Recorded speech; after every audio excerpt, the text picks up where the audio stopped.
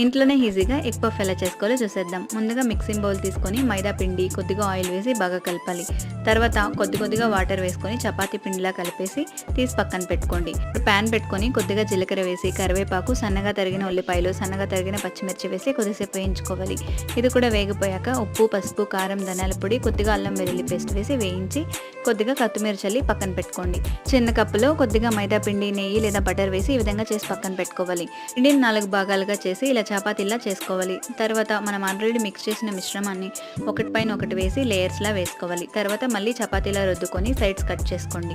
తర్వాత మీకు ఎన్ని భాగాలు కావాలో అన్ని ఈ విధంగా కట్ చేసుకోవాలన్నమాట. దీనిపైన కూడా ఒకసారి ప్రెస్ చేసి ఈ విధంగా రుద్దాలి.